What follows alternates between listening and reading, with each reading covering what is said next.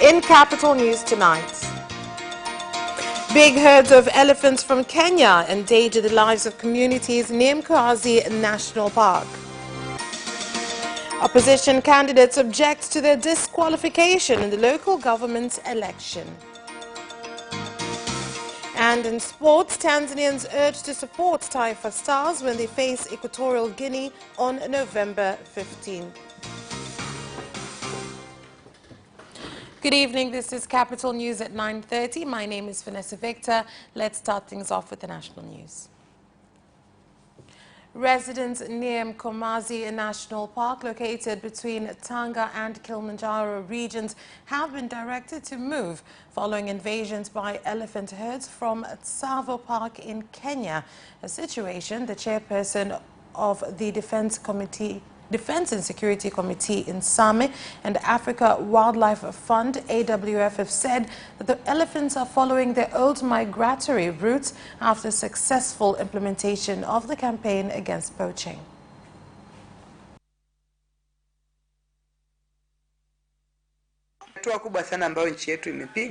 We are now witnessing increase in the number of wild animals since there is no poaching. And in that matter, another problem has risen, which is walking beyond the borders. Wananchi wote ambao wanaishi katika kwenye hayo maeneo ambayo ya shoroba za wanyama. People who are living near the reserves are the ones that are affected. However, we are working with the government to help us in combating this problem by calling on proper land use procedures. Candidates in the local government election from opposition parties in Dar es Salaam have complained over removal of their names in the election due to claims of failure to fill forms properly. A survey at some local government offices found several candidates from opposition parties outside the offices with petitions opposing their disqualification from the local government election. We have come to realize that candidates coming from the opposition have been said to have no qualifications, where we are told that the candidates did not fill the application forms correctly. Thus, we decided to follow the legal procedures in claiming our right to exercise leadership participation in the coming elections. So far, all candidates have been disqualified except for CCM candidates. Personally, I do not agree with all the facts that have been stated. Those complaints are not true because in our ward all offices are open and we are receiving complaints presented. The whole voting exercise is still ongoing, and if there are candidates who are not satisfied with the exercise, there are procedures they need to follow to present their claims. The Minister of State in the President's Office of Regional Administration and Local Government, Suleiman Jafo, has directed appeal committees of the local government election in the country to conduct their work professionally and to ensure complaints are justly addressed. Minister Jafo gave the directive in Dodoma during a meeting with regional leaders on the local government elections to be held on the 24th of November.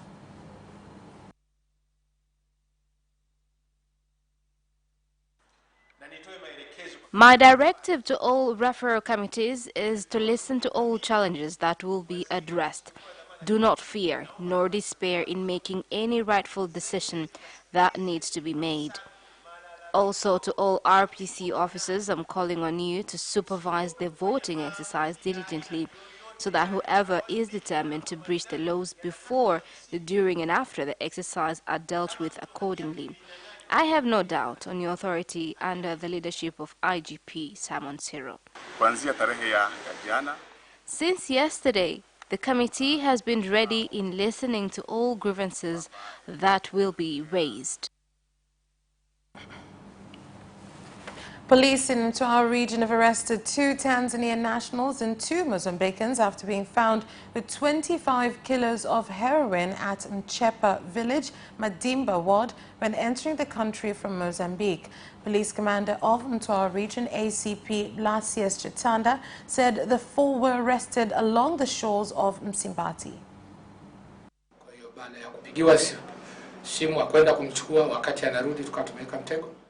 We managed to arrest all of them as well as the drugs. In our investigation, we found out that while he was coming from Mozambique, he was not alone. He was accompanied by 2 more people who were left in Msibati village, where later on we arrested all of them. Members of Parliament have debated heatedly on the agricultural sector when discussing the proposed National Development Programme and the 2020-2021 budget. They called on the government to implement deliberate strategies which will ensure farmers and the nation can benefit from the sector. Members of Parliament also urged the government to strengthen management of big development projects funded by taxes paid by Tanzanians.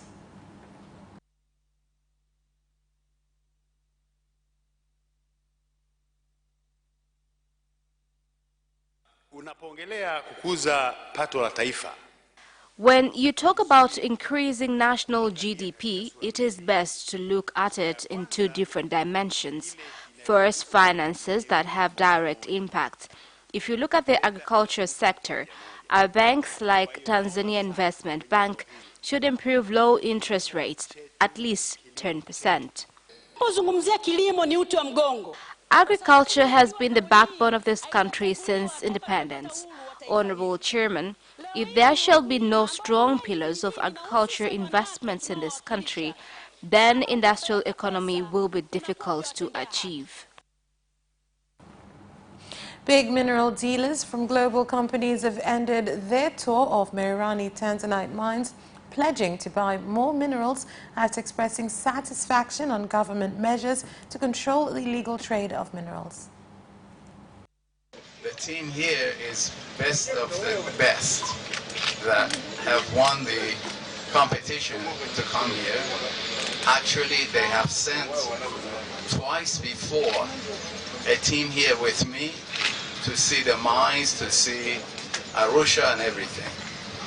So they do the most in sales of Tanzanite, more than any company in the world, not only the US, everywhere. And they are the largest purchaser of Tanzanite worldwide. Maybe more than 2/3 of the production of Mererani goes to them. Asilimia 75 mpaka 80 ya Tanzanite yote inayonunuliwa. These are the people who buy 75 to 80% of Tanzanite. We had a great conversation where they have promised to come back. But what is important is telling the world that Tanzanite comes from Tanzania. Tupate wanunuzi ambao ni wanunuzi halisi.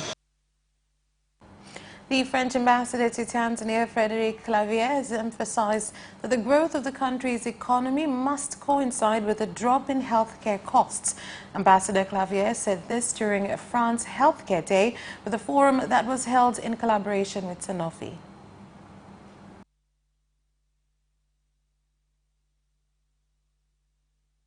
As Tanzania has been enjoying a comfortable economic situation for about 10 years, results in the field of development could be improved, poverty level remaining rather high. To correct this assessment, the government issued the 4th Health Strategic National Plan, elaborated for the period 2015-2020, promoting ambitious reforms for the health services, leading to a better quality and affordable costs. I really thank the embassy, the French embassy, for creating this forum, because I think, as you've heard today, we need to talk more. We need to find out what everybody else is doing in their specific areas, and then how can we work together to make sure that we bring synergy to the end solution. So I'm very pleased that we had large pharmaceutical companies here. We had, the private healthcare providers. I think it was a forum where we get to know each other a little bit, but also just get to hear where the challenges are, where can we do better. And that is all for national news. International news is up next.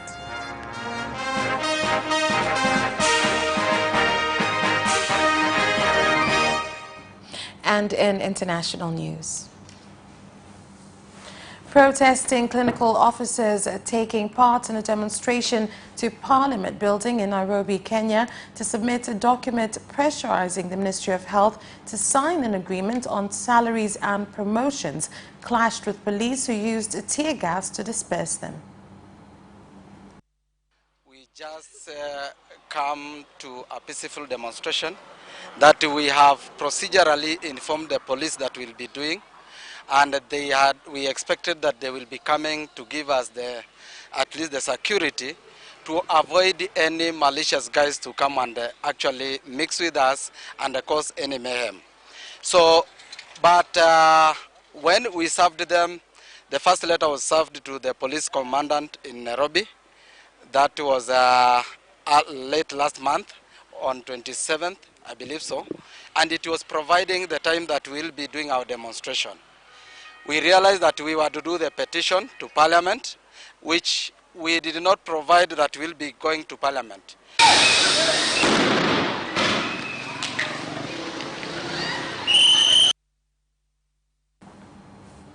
And the parliament in Uganda has warned the police force over torture claims against the opposition, particularly Dr. Kizza Besigye, who was arrested on Monday.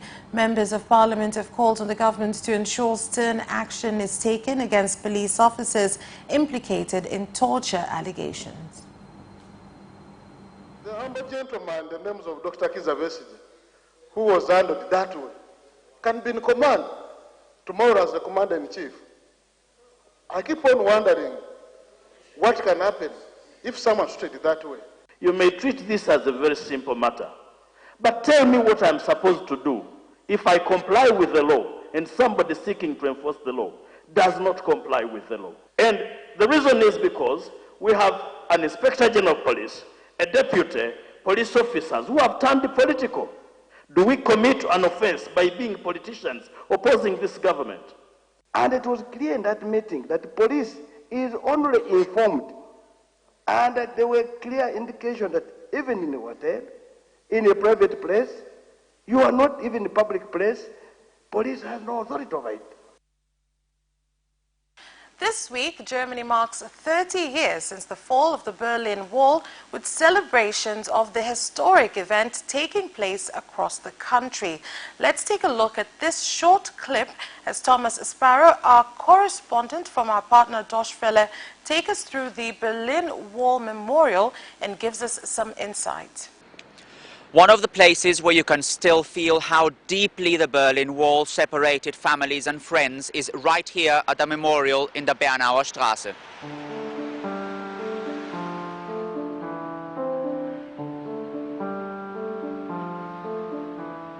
Thousands attempted to flee. They often risked their lives and had to leave everything behind after the East German government decided to build a border wall in August 1961. Even a soldier who was supposed to protect the border decided to jump to the west only days after the first barriers were erected. This is one of the most iconic pictures of the time.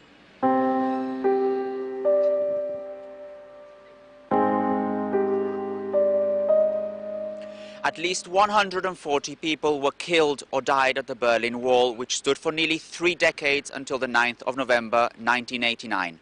Germany has changed a lot since then, but this dramatic period left a scar that many say has not healed entirely. So joining us now from Berlin, we have Thomas. Thomas, what has commemorating this day, why has commemorating this day become so important? Because of the history of the Berlin Wall, because the Berlin Wall was a symbol of the Cold War. It was a symbol of two very different political and economic systems, because it was not only important here in Berlin, but it was also important internationally. So when the wall fell on the 9th of November 1989, that marked a very big shift, not only here in this city, not only here in this country, but it was also an international event that will be remembered for many, many, many, many generations. And that's why Germany has not only been celebrating the 30th anniversary this week, also the 25th, the 20th, the 15th, the 10th anniversary were also celebrated here as an understanding of what happened back then, and also what lessons can and should be drawn from that very important day 30 years ago. So 30 years later, how has this affected and shaped Germany politically as well as socially? There are those who say that Germany has advanced a lot in these last 3 decades. Germany, in fact, has advanced a lot since the fall of the Berlin Wall. The fact that the country 1 year later reunified, the fact that since then the differences and divisions between the East and the West have been slowly becoming less evident. That is something that many stress here as an important element, as a positive development in German history. The fact that Germany now shares a wide range of common values, for example, is something else that politicians have stressed time and time again.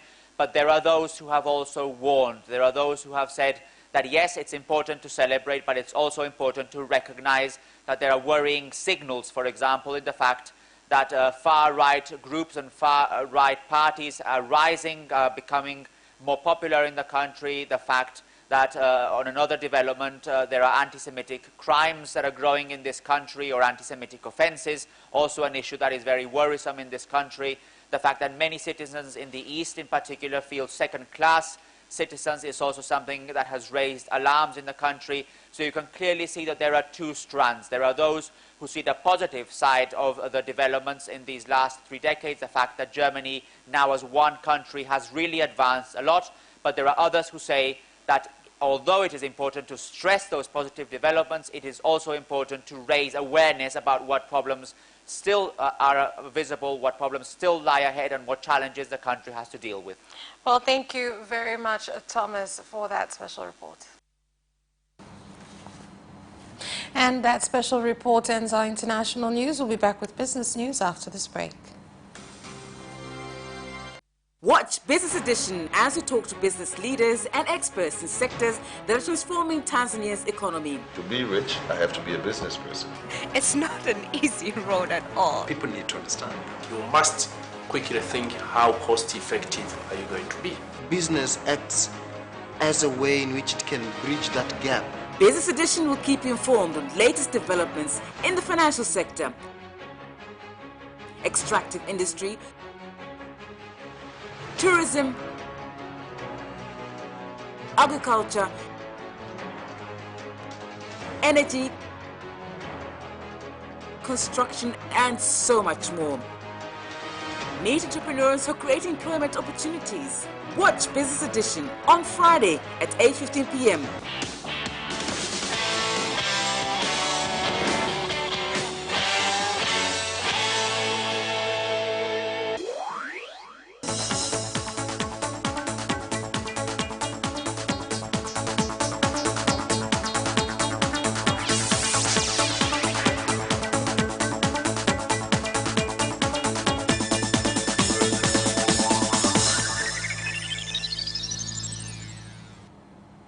And in business news,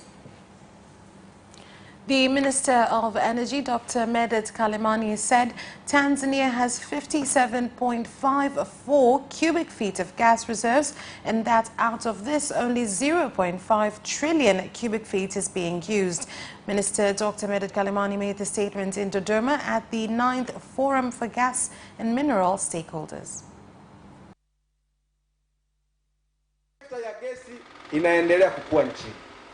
The gas sector is continuing to grow in the country.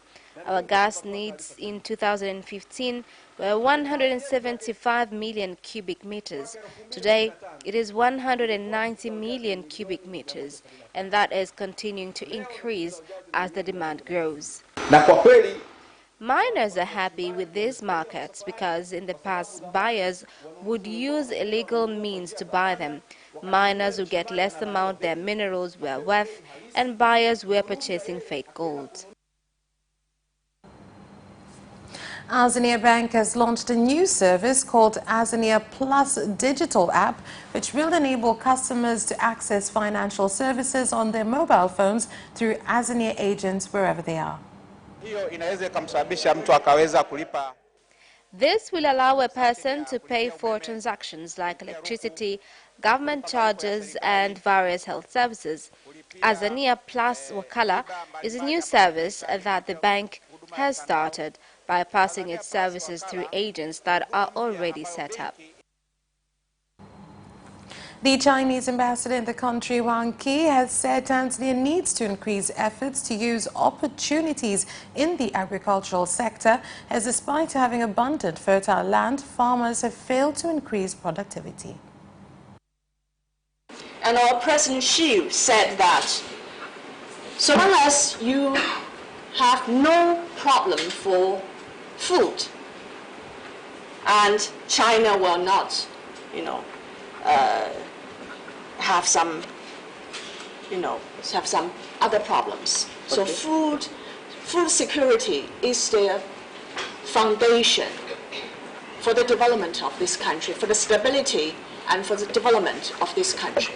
And I'm very glad to see that in this country, you have done so far a good job in agriculture. Your leaders of generations, starting from Waliwan Nyerere, have attached great importance in agriculture. That is all for business news. Sports news is up next. Away first time, good start from Bolt. Bolt leading a moment of going away. Gay trying to go with him, and he's being dragged through the second place, but he's going to win it by 2 meters. Away first time, good start from Bolt. Bolt leading a moment of going away. Gay trying to go with him, and he's being dragged through the second place, but he's going to win it by 2 meters.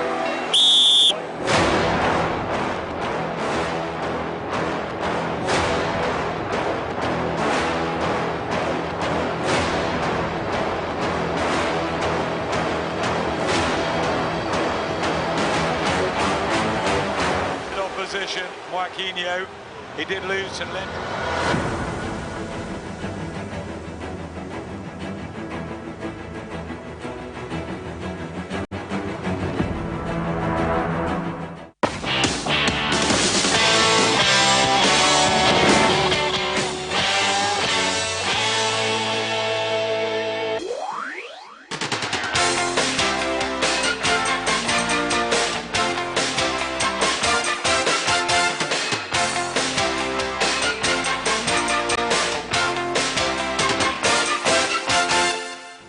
And in sports. Tanzania Football Federation TFF Executive Secretary Wilfred Kidau has called on Tanzanians to support Taifa Stars when they face Equatorial Guinea on November the 15th. We're preparing ourselves for these 2 games. So, as TFF in preparations, calling players and camping in here and as well as outside, there are some people traveling tomorrow to make sure that the hotel we stay in is in good condition. And for this, I would like to thank the government through its embassies and the Ministry of Foreign Affairs. The National Netball Association, Chineta, says they will look into various ways to find funds after failing to send the national team to South Africa for international competitions.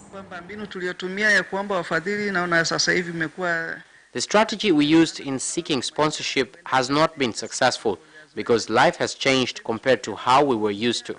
Now we are coming with a new plan where we are thinking of promoting ourselves more, and secondly, to write proposals that we can send to institutions in and out of the country. Genk forward Mbwana Samata feels his first half equaliser is not important after they suffered a 2-1 loss to Liverpool in last night's Champions League game. Samata drew the visitors level at Anfield after cancelling out Giorgio Wijnaldum's opener with his 40th minute header off Brian Hanin's corner kick. After the break, Alex Oxlade-Chamberlain's effort in the 53rd minute denied the Belgian visitors a chance to pick up their second point in Group E. The defeat left Genk rooted to the bottom of the group and dashed their hopes of qualifying for the next round with just a single point after 4 matches. But Samata assured they'll end their group campaign on a high with fixtures against RB Salzburg and Napoli coming up. And Arsene Wenger has emerged the front-runner to replace Niko Kovac as Bayern Munich's manager after Ralf Rangnick ruled himself out. Bayern have made the Frenchman their #1 target to take charge for the rest of the season before considering who will take over long-term. Rangnick and Wenger had been the club's top 2 alternatives after the sacking of Kovac on Sunday following a string of poor performances. The agent of the 61-year-old German, Mark Kozik, said today, however, that his client was not interested in the Bayern job. No, Ralf Rangnick is not available, he said. We do not believe that what Ralf Rangnick brings is currently being sought after by Bayern, and that's why it makes no sense to hold concrete talks. And that sports item ends our news bulletin. On behalf of everyone who worked to bring you this bulletin, my name is Vanessa Victor. Thank you for watching and good night.